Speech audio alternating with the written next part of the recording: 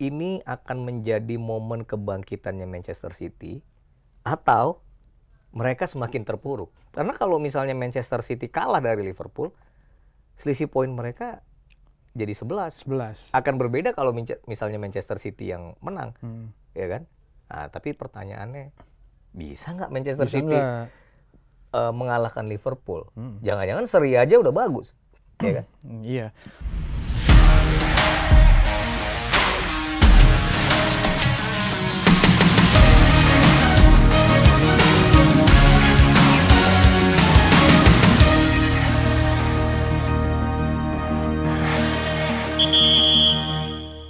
Match Week 13 Premier League yang akan menyandingkan super big match antara Liverpool dan juga Manchester City akan menjadi penentuan apakah Manchester City bisa bangkit atau Liverpool yang terus mengambil poin dan menjaga jarak dari para kompetitornya. Yang akan dibahas di sini di halftime break bersama gue Dave Revli, berdua lagi bersama Bang DJ.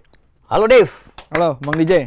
Match Week ke-13. Match Week ke-13 ada super big match dari Liverpool sama Manchester City. Ini dua klub di papan atas, yang satu lagi wangi, yang satu lagi bau. Karena kan menyambut match week ke-13, dua klub ini kemarin sama-sama bertanding di tengah pekan. Ya, Champions League ya. Champions League. Gue pengen dari yang main pertama dulu, si Manchester City. Sudah unggul 3-0, nggak di comeback sih, maksudnya disamakan kedudukan di akhir di 15 atau di 20 menit akhir gitu di babak kedua oleh Feyenoord. Ini akan berdampak nggak menurut lo ke big match nanti lawan Liverpool? Ya, yang jelas periode kelamnya Manchester City masih berlanjut deh. Masih terus berlanjut, ya kan? Dan semoga akan terus berlanjut seterusnya. Ya lu sebagai fans Chelsea mau selalu kayak gitu doanya. Tapi gini, artinya The Citizens dalam 6 pertandingan terakhir mereka belum lagi mendapat kemenangan. Tapi paling tidak kemarin rentetan 5 kekalahan stop, ya kan? Ini menghibur fansnya Manchester City dong, ya kan? Iya. Ya, dan mereka sempat ada banyak gitu. Itu kawan kita di Palmer itu yang kemarin, ya kan? Dan kemarin waktu ngelawan Feyenoord, bau kemenangan sebenarnya sudah tercium, ya kan? Tercium, ya. Nah, dengan unggul 3-0. Tetapi ya itulah sepak bola. Feyenoord seperti mendapat angin dan berhasil menyarangkan 3 gol balasan untuk membuat pertandingan berakhir 3-3. Ada satu catatan yang sebenarnya kalau menjadi highlight, bahwa lepas pemain-pemain inti Manchester City selain cedera dan tidak dalam top performance, tetapi memang terlihat jelas bahwa ada kebolongan atau longgarnya lini pertahanannya Manchester City. Itu yang menjadi PR. Kalau lu nonton kemarin waktu Feyenoord mendapatkan 3 gol itu, terlihat bahwa lini pertahanan Manchester City tidak fokus dan akhirnya banyak memberikan space buat Feyenoord, para pemain Feyenoord, dan gol-golnya bersarang dengan, menurut gua bukan gol yang sebenarnya bisa terjadi ke gawang City jika mereka punya lini pertahanan yang lebih kokoh. Itu highlightnya sih. Jadi hasil seri yang sebenarnya jadi rasa kekalahan buat Pep Guardiola dan tim ya. Mengingat dengan hasil seri kemarin itu, ya posisi mereka untuk bisa lolos langsung ke 16 besar dengan menempati 8 besar di Liga Champions ya sedikit terancam. Iya, sedikit, masih ada 3 pertandingan ya, masih ada 3 pertandingan, tapi 3 pertandingan tersebut juga tidak pertandingan yang mudah karena ada Juventus, Paris Saint-Germain yang juga masih butuh kemenangan seperti itu. Itu kalau ngomongin dari yang kemarin City. Ya. Kalau laga kita ngomongin Liga Champions ya. Sementara nanti nih mau lawan Liverpool di Anfield lagi mainnya kan? Kalau kita ngobrolin Manchester City ya Dev ya, ini kan bulan terakhir ya, Desember ini bulan terakhir di tahun 2024. Kalau gua ngelihat jadwalnya Manchester City, itu ada 8 pertandingan selama Desember ini. 7 di Premier League, 1 di Liga Champions. Di Liga Champions mereka akan bertemu dengan Juventus kalau nggak salah di tanggal 12 Desember. Gue lupa main kandang atau tandang. Sementara di ajang Premier League ada lawan-lawan yang juga bukan lawan-lawan enteng sebenarnya. Mereka akan ketemu dengan Aston Villa, dengan Everton, dengan Manchester United juga Miami juga belum ketemu kan. Crystal Palace, Nottingham Forest, dan bulan Desember akan diawali dengan menghadapi Liverpool di Anfield. Ya, ini akan menjadi tantangan tersendiri. Gua nggak ngerti apakah Manchester City datang ke Anfield dengan situasi mental yang baik, mengingat ya itu tadi tuan rumah Liverpool dalam kondisi yang sangat baik, ya kan? Selain sebagai pemuncak klasemen sementara di Premier League, Liverpool juga kemarin di Liga Champions kembali menegaskan menjadi satu-satunya tim sejauh ini yang selalu tampil sempurna dengan hasil yang baik, dengan 5 kemenangan. Terakhir, Liverpool bisa mengalahkan Real Madrid. Real Madrid lu tahu sendiri, dalam 8 pertemuan terakhir dengan Liverpool, ya kalau gue baca di Harian Kompas edisi Rabu 27 November kemarin, tulisannya Iksan Mahar, itu tidak sekalipun dalam 8 pertandingan terakhir itu Liverpool bisa menang lawan Real Madrid. Bahkan kebobolan 17 gol dan hanya memasukkan 4 gol. Tapi memang jelang laga menghadapi Real Madrid kemarin, sebenarnya Liverpool memang sedikit diunggulkan karena compang-campingnya skuadnya Real Madrid. Vinicius Junior juga tidak berangkat ke Anfield karena cedera. Dan dalam pertandingan kemarin menghadapi Real Madrid terlihat tuh bagaimana skuad Arne Slot ini ya seperti gue pengen menang gitu loh. Dan bisa menang gitu. Meskipun di 45 menit pertama buntu, namun di 45 menit kedua Real Madrid ya akhirnya harus merelakan gawang mereka jebol 2 kali oleh golnya Alexis McAllister dan Cody Gakpo. Ya, jadi modal pentingnya Liverpool menatap match week ke-13 menghadapi Manchester City itu ada, Dev. Gitu. Nah tapi gue masih pengen ke City dulu sebenarnya Bang DJ. Kan ini kan ada, kalau gue ngeliat satu pattern yang dimana Ruben Dias nih di lini belakang udah beberapa pertandingan, ya walaupun memang sempat cedera, cuman kan udah balik kan dari minggu lalu kalau gue nggak salah.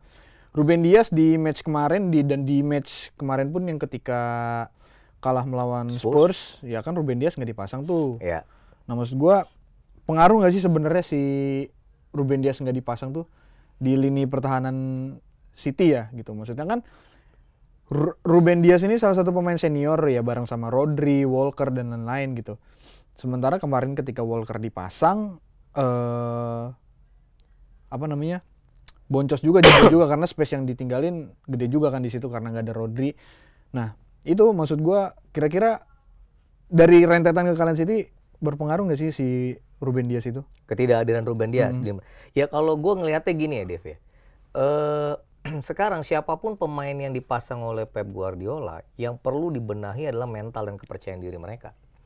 Karena sebenarnya rotasi pemain kan sering itu dilakukan oleh Guardiola dalam musim-musim terakhir bersama Manchester City. Dan semua pemain yang dia turunkan itu sebenarnya ready untuk bermain dan selalu fight gitu di atas lapangan.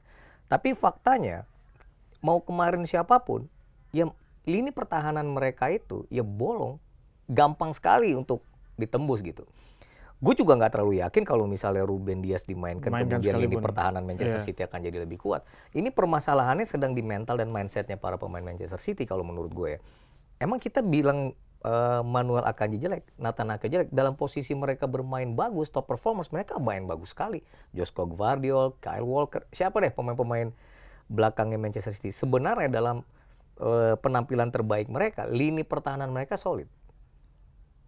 Penjaga gawang Ederson pun sebenarnya dari awal musim, Dev, dari awal musim ini, kita jarang sekali melihat Ederson bisa clean sheet setelah pertandingan berakhir. Paling 2-3 kali terakhir. Yang tercatat ya, kayaknya hanya menghadapi Inter Milan di Liga Champions dan waktu menghadapi Southampton 1-0. Gue lupa apa pernah mereka tidak kebobolan gitu. Jadi sebenarnya kalau menurut gue siapapun ini pertahanan yang diturunkan Manchester City, Pep Guardiola kayaknya memang harus kembali ngomong di ruang ganti, membenahi mental para pemainnya. Ini periode yang sangat-sangat sulit, ya kan? tidak hanya dalam situasi dalam catatan rekornya Manchester City dalam beberapa musim terakhir, bahkan seorang Pep Guardiola belum pernah loh dia tuh mengalami yang namanya tim yang diasuhnya, tim yang dibesutnya gak bisa menang dalam 6 pertandingan terakhir. Iya kan? Lu gila loh, sama Spurs kalah 2 kali. Ya Mas Spurs memalukan sih Sama sebenarnya. Brighton, sama Bournemouth, dihajar Sporting Lisbon. Dia dihajar 1-4 Sporting yang di kandangnya sendiri ngalahin City kemarin. Dikalahin Arsenal kan, iya. Iya, 1-5 bahkan sama Arsenal di Liga Champions. Iya. Jadi sebenarnya kalau mau dibilang ya, lu kalau ngomongin misalnya Ruben Dias, Rodri, Kevin De Bruyne, pemain-pemain yang absen, pengaruh pasti ada. Tapi sebenarnya dalam performance yang terbaik, siapapun pemain Manchester City, sebenarnya semua kan ini mainnya mereka udah sistem, udah tahu lah segala macam. Iya kan?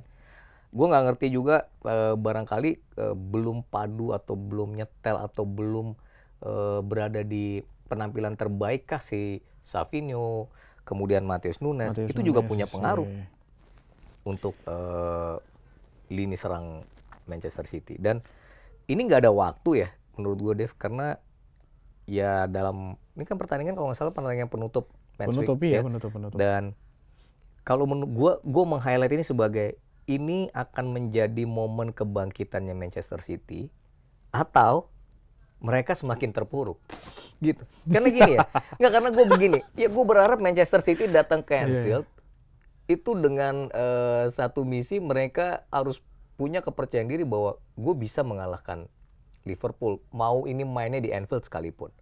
Ya kan? Karena demi kompetisi yang seru, gue sendiri berharap ini laga bisa dimenangkan Manchester City sebenarnya. Tapi ya gue realistis dengan situasi saat ini. Karena kalau misalnya Manchester City kalah dari Liverpool, selisih poin mereka jadi 11. Akan berbeda kalau misalnya Manchester City yang menang. Ya kan? Nah, tapi pertanyaannya, bisa nggak Manchester City mengalahkan Liverpool? Jangan-jangan seri aja udah bagus. Ya kan? Iya. Nah, itu kan dari sisi City-nya. Nah, gue pengen ke sisi Liverpool-nya yang dimana ya kita tahu lah Liverpool lagi bener-bener wangi banget, apalagi ya tadi udah lu singgung juga kemarin abis lawan Madrid di Anfield, ya kepercayaan diri pasti naik. Terus juga magis fans di Anfield juga nanti atmosfernya pasti luar biasa gitu kan. Iya. Gue sih apa ya, ngeliat Liverpool nih ya selagi nggak ada apa ya, gue di apa episode yang lalu sempat debat gue Bang DJ, gue WL di ini ya di komen ada sama salah satu fans Liverpool gitu kan. Gue bilang ya selagi Salah sama Van Dijk nggak ada ya sebenarnya skuad ini berjalan dengan cukup baik gitu loh, dan memang terbukti kan. Nah, melihat laga besok nih ya, selagi 2 pemain ini ada dan semuanya fit, ya gue rasa nggak akan ada masalah gitu. Tapi menurut lu akan ada celah nggak sih sebenarnya dari Liverpool ini untuk yang bisa dimanfaatkan oleh City? Ya pasti ada dong. Nah, gue pengen gini, kalau kita melihat Liverpool ya kayak kemarin menghadapi Real Madrid tanpa Trent Alexander-Arnold di kanan, Conor Bradley main bagus kan dia. Kylian Mbappe nggak ada tuh banyak pergerakan yang dia, maksudnya Bradley bisa lah mengcover lini kanan yang Mbappe sebagai lawannya seperti itu. Bahkan Bradley bisa memberikan assist buat golnya Alexis McAllister. Jadi dia bisa tahu kapan dia bertahan dengan baik, kapan dia harus maju ke depan sampai ke lini pertahanan lawan. Dan menurut gua ini kehebatannya seorang Arne Slot ya, melihat potensi-potensi pemainnya. Kalau misalnya lo tanya celah, ya celah tentu ada juga. Tapi apakah para pemain Manchester City bisa mengeksploitasi misalnya kadang-kadang Andrew Robertson yang suka, ya sesekali Andrew Robertson ini melakukan silly fault lah ya, atau melakukan sesuatu yang sebenarnya nggak perlu dilakukan. Iya.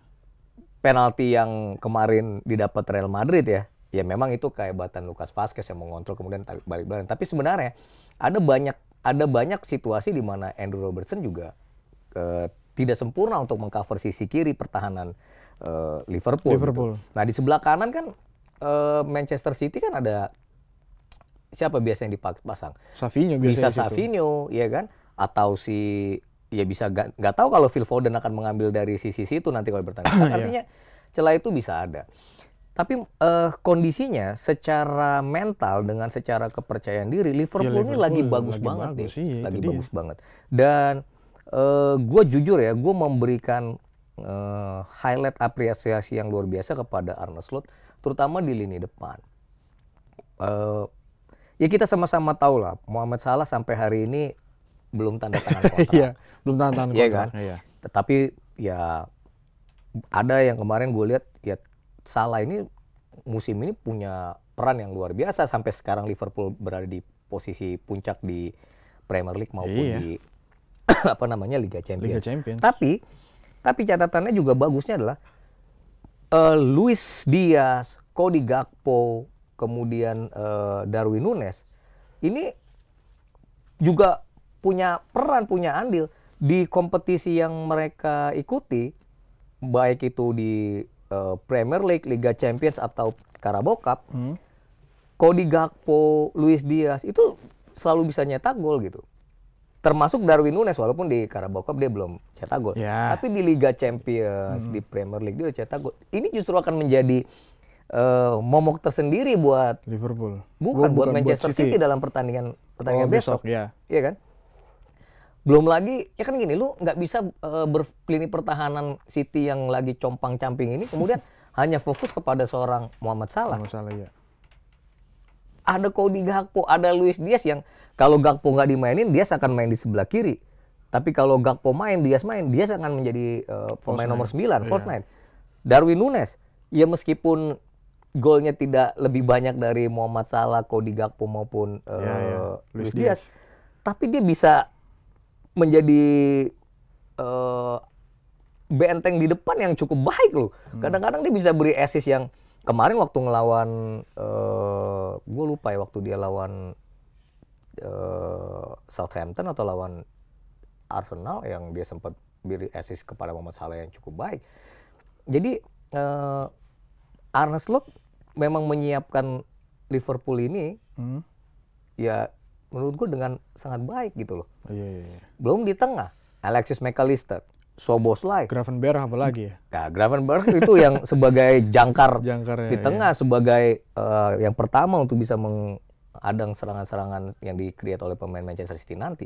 Jadi semua pemainnya Liverpool ya meskipun tampil belum tentu dengan, ya kan masih cedera, penjaga gawang.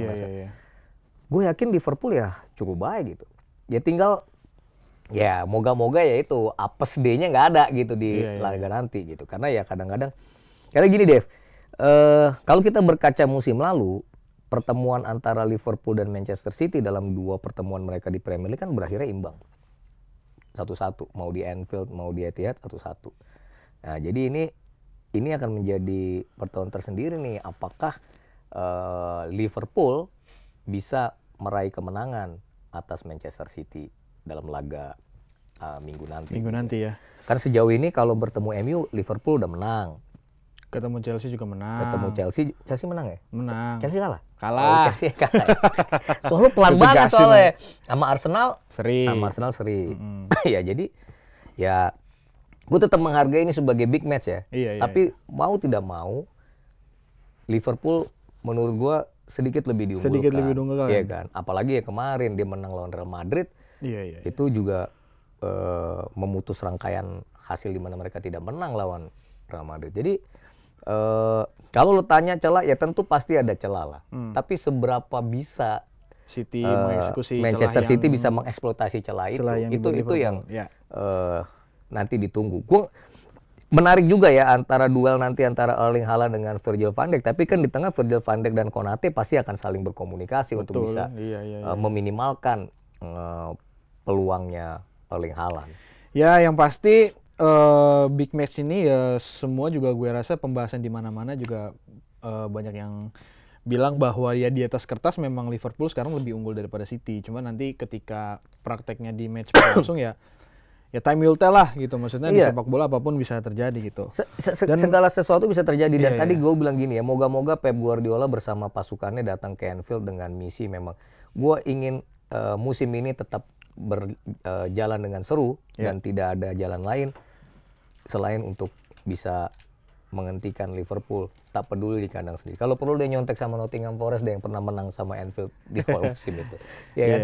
Nah ini sekarang gue mau masuk ke masing-masing tetangga nih. Nah, Liverpool, tetangganya Liverpool sama tetangganya Manchester City itu akan bertanding. Manchester United melawan Everton. Ya, ini kan sebenarnya akan menjadi laga kandang pertama seorang Ruben Amorim sejak dia mendarat di Old Trafford. Ya, di debutnya bersama Manchester United di Premier League, ya hanya bawa pulang 1 poin dari Portman Road ya, waktu mereka bertemu dengan Ipswich Town. Kalau menurut gua ya, ini laga yang harusnya sih dimenangkan oleh Manchester United. Harusnya dimenangkan oleh Manchester United. Dan kalau menurut gue sekali lagi, mungkin bukan taktik atau teknis yang akan dibenahi oleh Ruben Amorim, tapi bagaimana jelang laga tersebut dia bisa berkomunikasi hati ke hati dengan para pemainnya. Bisa berkomunikasi dan meyakinkan para pemainnya sih lebih tepatnya.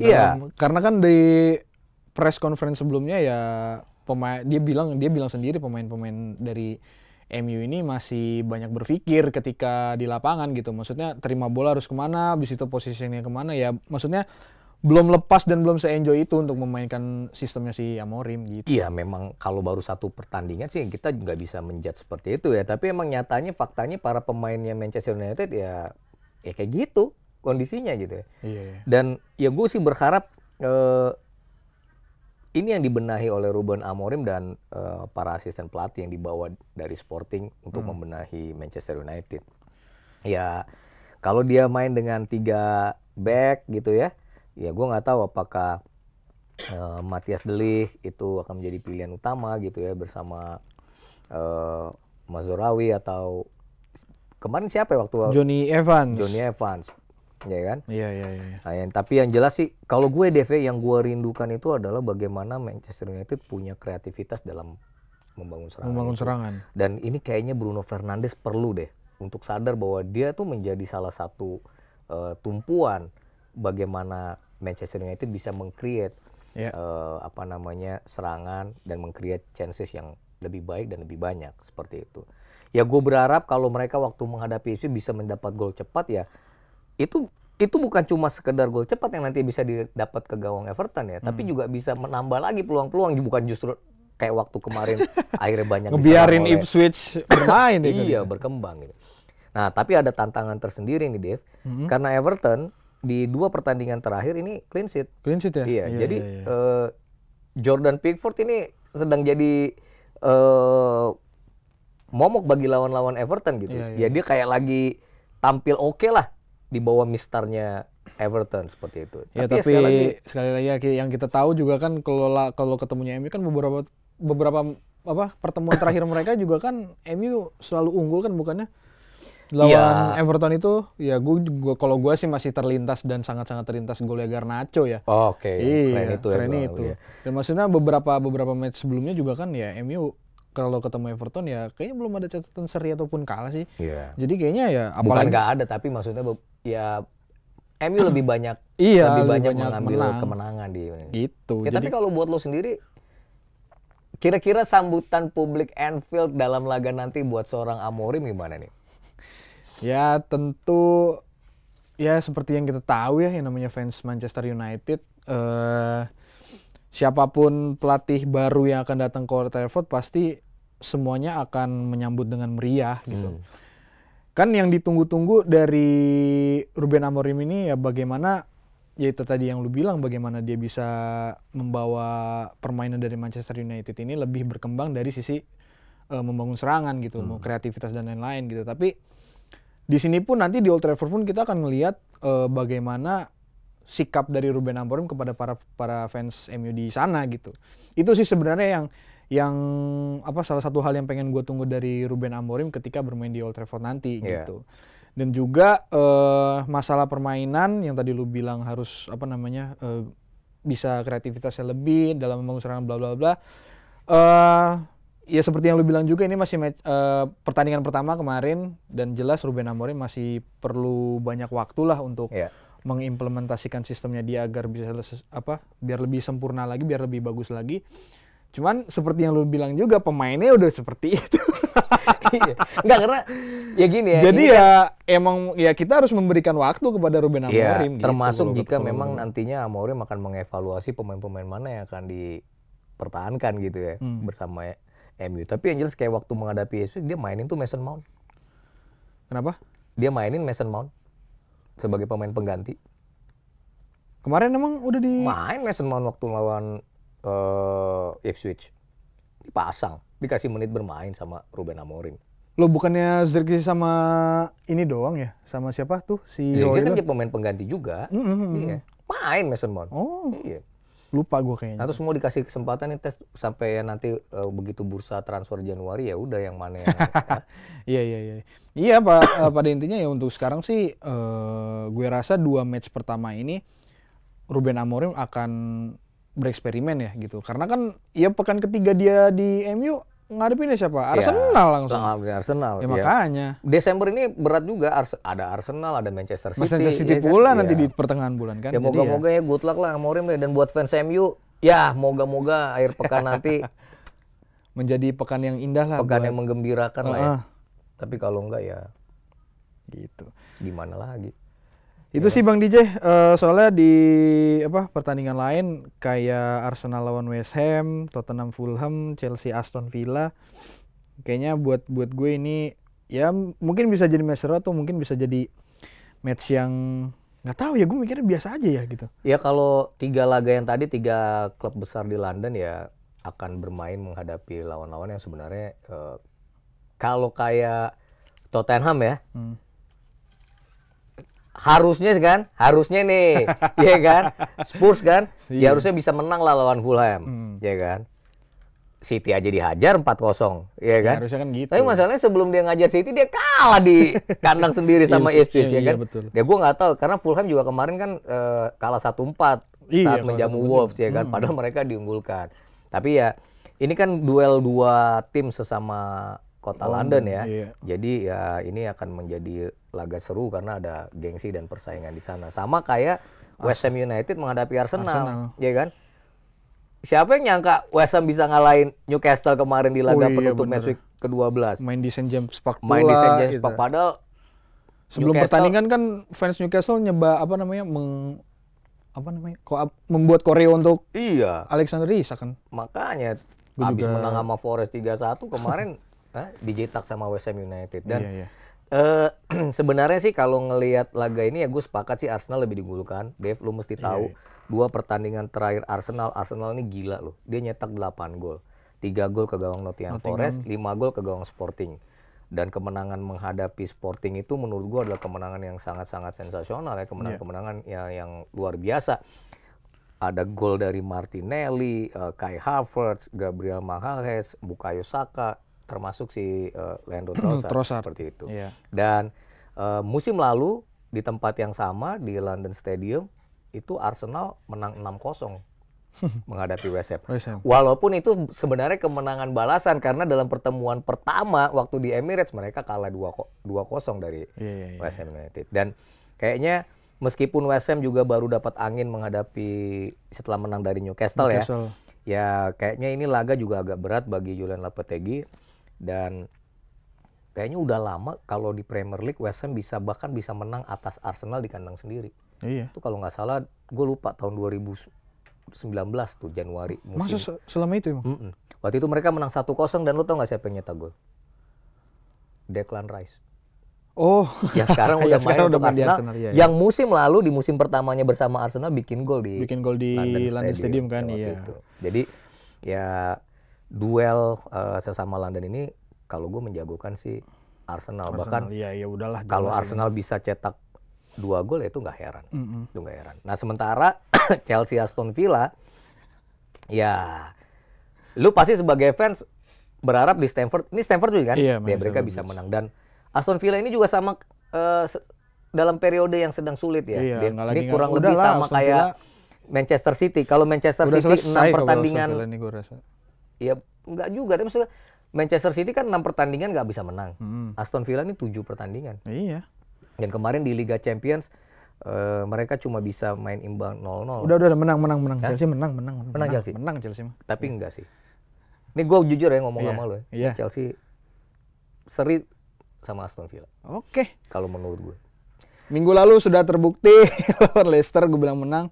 Oh ya kalau Leicester ya Minggu ini, jauh lah Leicester. Iya udah, makanya nanti lihat aja. Tapi yang jelas gini Dev, Ya. kalau Arsenal menang, Mm-mm. City kalah, Oh ya, kalau City kalah aja udah. Terus Chelsea, Arsenal dan juga Brighton bisa memanfaatkan match di match week 13 ini, udah City ya, kegeser posisi. karena Brighton itu menjadi tim yang akan bermain di pertandingan pembuka pekan ke-13 lawannya Southampton.